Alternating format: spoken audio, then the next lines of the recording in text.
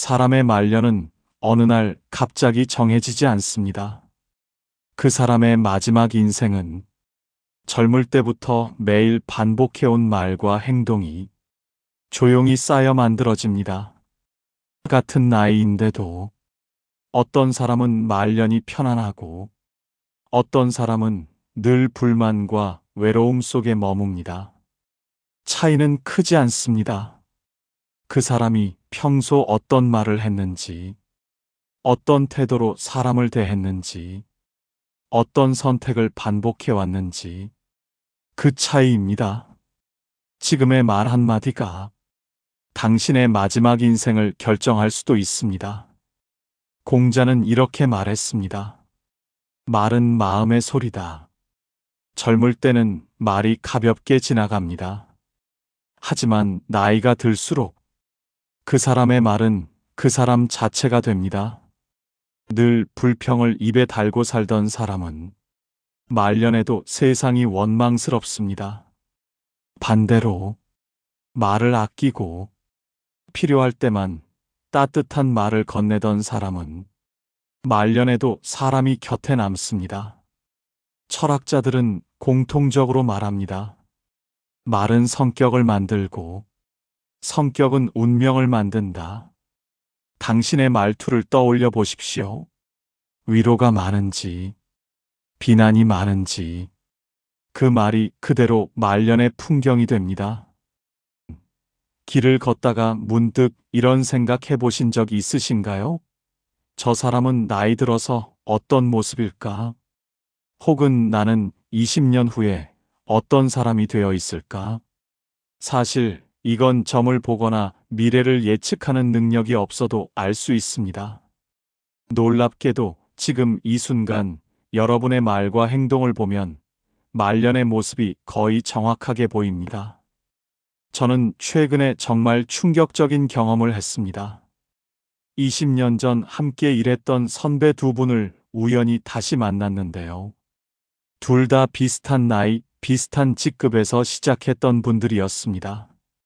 그런데 20년이 지난 지금 한 분은 여전히 사람들에게 존경받으며 여유롭게 사는 반면 다른 한 분은 외롭고 불평 가득한 노년을 보내고 계셨습니다.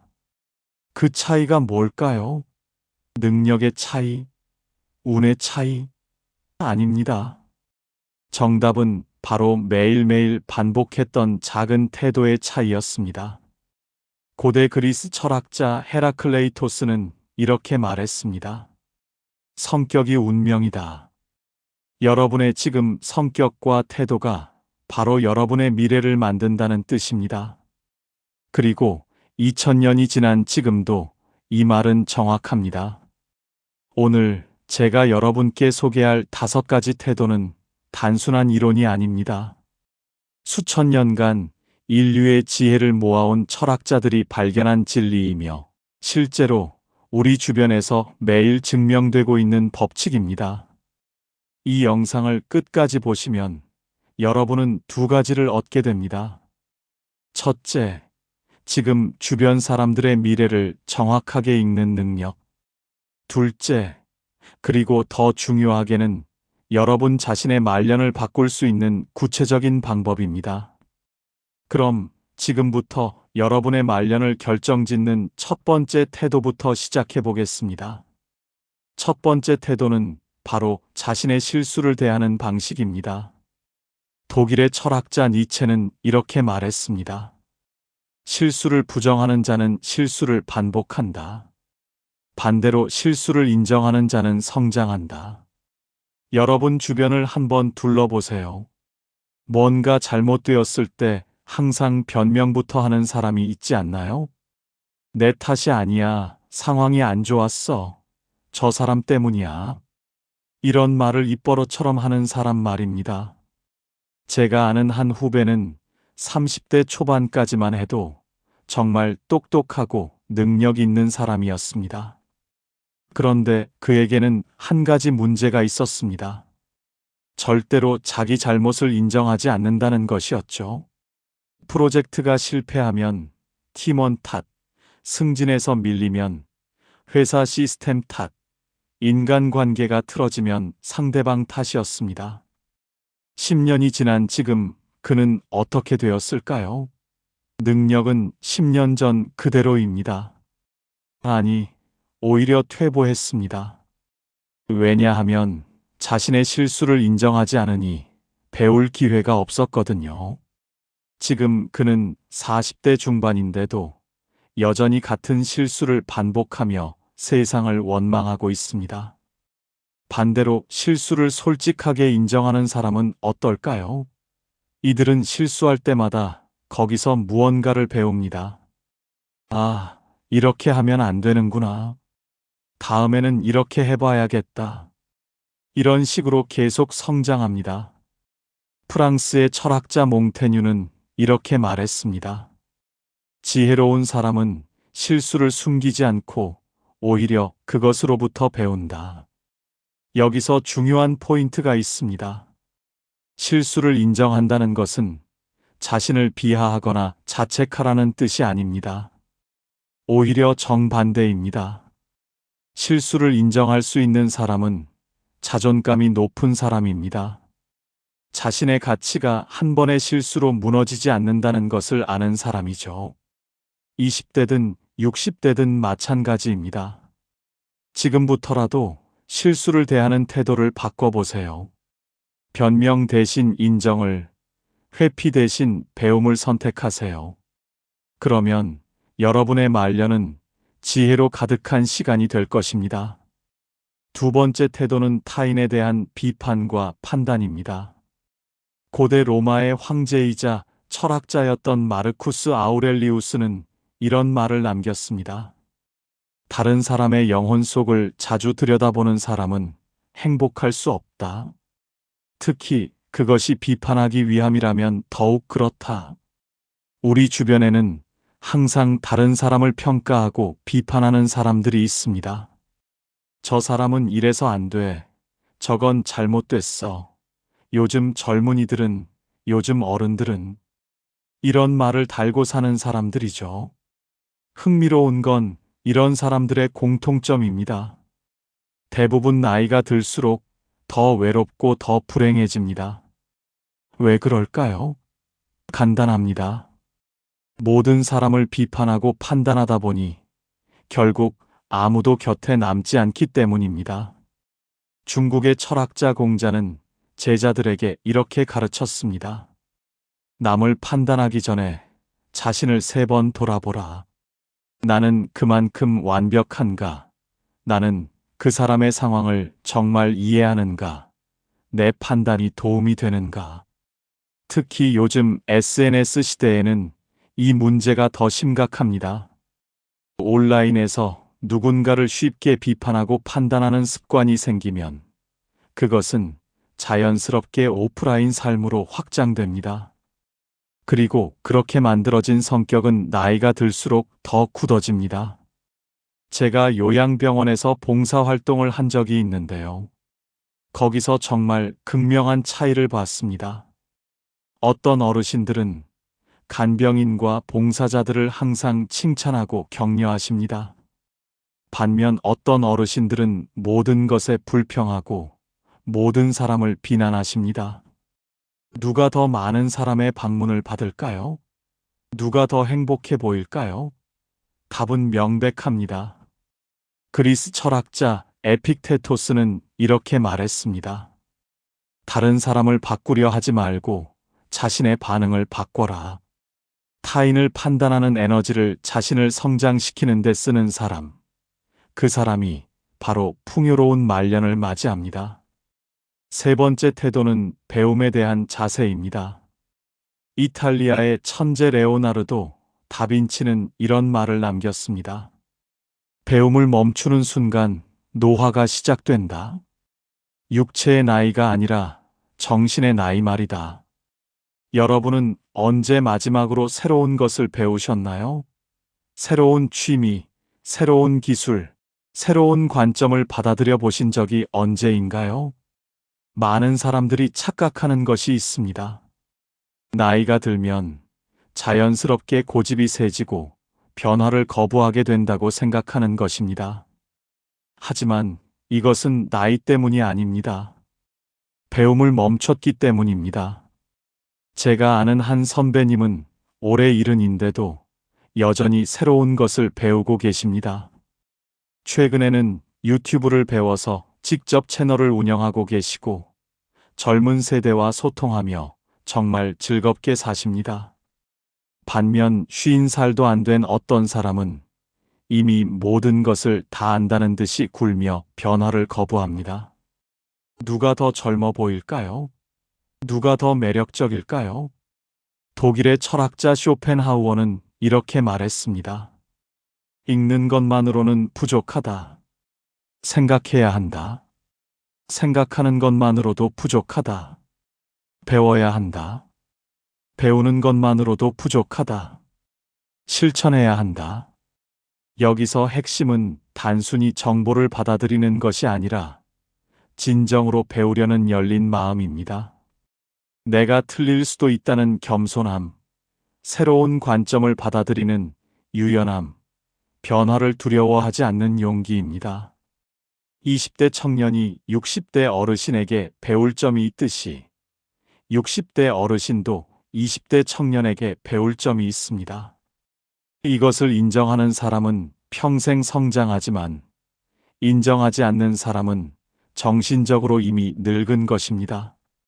중국의 노자는 이렇게 말했습니다. 비우는 자만이 채울 수 있고 낮은 자만이 높아질 수 있다. 자신이 이미 가득 차 있다고 생각하는 순간 더 이상 배울 수 없습니다. 평생 배우는 사람의 말년은 어떨까요? 그들의 눈은 여전히 호기심으로 반짝이고 그들의 대화는 생기로 가득합니다. 반대로 배움을 멈춘 사람의 말년은 과거의 영광만 되새기며 현재를 원망하는 시간이 됩니다. 네 번째 태도는 감사하는 마음입니다. 로마의 철학자 키케로는 이렇게 말했습니다. 감사는 가장 위대한 미덕일 뿐만 아니라 모든 미덕의 부모이다. 여러분은 오늘 몇 번이나 감사하다고 느끼셨나요? 당연한 것은 없습니다. 아침에 눈을 뜨는 것, 따뜻한 밥 한 끼, 건강한 몸, 소중한 사람들, 모두 감사할 일입니다. 하지만 많은 사람들이 이것을 잊고 삽니다. 있는 것에 감사하기보다 없는 것을 불평합니다. 받은 것에 감사하기보다 더 많이 받지 못한 것을 원망합니다. 제가 만난 가장 행복한 어르신은 경제적으로 풍족하지 않았습니다. 큰 집도 없었고 자식들도 멀리 살았습니다. 그런데 그분은 항상 웃으셨습니다. 왜냐하면 모든 것에 감사했기 때문입니다. 오늘도 살아있음에, 따뜻한 햇살에, 길에서 마주친 이웃의 미소에 감사했습니다. 반대로 모든 것을 가진 듯 보이는 사람 중에도 불행한 사람이 많습니다. 왜냐하면 감사하는 법을 모르기 때문입니다. 더 큰 집, 더 많은 돈, 더 높은 지위를 원하면서 지금 가진 것의 소중함을 모릅니다. 네덜란드의 철학자 스피노자는 이렇게 말했습니다. 행복은 미덕의 보상이 아니라 미덕 그 자체이다. 감사하는 마음이 바로 그 미덕입니다. 과학적으로도 증명되었습니다. 감사 일기를 쓰는 사람들은 그렇지 않은 사람들보다 더 행복하고 더 건강하며 더 오래 산다고 합니다. 감사는 단순한 감정이 아니라 삶의 질을 바꾸는 강력한 도구입니다. 젊었을 때부터 감사하는 습관을 기르는 것이 중요합니다. 이 습관은 나이가 들수록 더 중요해집니다. 신체적 능력이 떨어지고 주변 사람들이 하나둘 떠나는 노년에 감사하는 마음이 있는 사람과 없는 사람의 삶은 천지 차이입니다. 프랑스의 철학자 볼테르는 이렇게 말했습니다. 감사를 표현하는 것은 좋은 매너이지만 감사를 느끼는 것은 좋은 인성이다. 진정한 감사는 밖으로 표현되기 전에 마음속에서 시작됩니다. 감사하는 사람의 말년은 평화롭습니다. 왜냐하면 그들은 자신이 받은 모든 것에 만족하며 베푼 모든 것에 기쁨을 느끼기 때문입니다. 다섯 번째이자 마지막 태도는 관계를 대하는 방식입니다. 고대 그리스의 철학자 아리스토텔레스는 이렇게 말했습니다. 인간은 사회적 동물이다. 홀로 행복할 수 있는 자는 신이거나 짐승이다. 우리 모두는 관계 속에서 살아갑니다. 가족, 친구, 동료, 이웃. 이 관계들이 우리 삶의 질을 결정합니다. 그리고 말년의 행복은 대부분 이 관계의 질에 달려 있습니다. 여기서 핵심 질문입니다. 여러분은 관계에 얼마나 투자하고 계신가요? 시간, 관심, 진심을 얼마나 쏟고 계신가요? 많은 사람들이 젊었을 때는 일과 성공에만 집중합니다. 관계는 나중에 생각하면 된다고 여깁니다. 하지만 이것은 큰 착각입니다. 관계는 하루아침에 만들어지지 않습니다. 오랜 시간 정성을 들여 쌓아야 합니다. 제가 아는 한 사업가는 젊었을 때 엄청난 성공을 거뒀습니다. 하지만 그 과정에서 가족을 소홀히 했고 친구들과도 멀어졌습니다. 지금 그는 돈은 많지만 외롭습니다. 명절에 함께 밥 먹을 사람이 없습니다. 아플 때 걱정해주는 사람이 없습니다. 반대로 경제적으로는 평범하지만 관계에 투자한 사람들은 어떨까요? 그들의 말년은 풍요롭습니다. 자식들이 자주 찾아오고 친구들과 웃으며 시간을 보내고 이웃들이 서로 챙깁니다. 독일의 철학자 임마누엘 칸트는 이렇게 말했습니다. 타인을 수단이 아닌 목적으로 대하라. 관계를 이용의 대상이 아닌 존중의 대상으로 보라는 뜻입니다.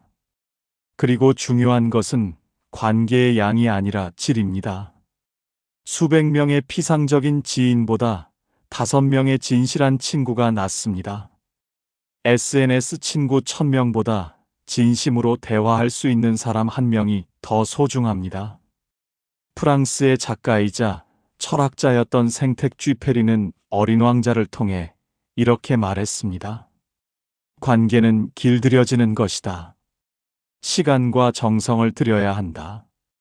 그래야 서로에게 특별한 존재가 된다. 나중에 여러분의 가장 큰 자산이 될 수 있습니다.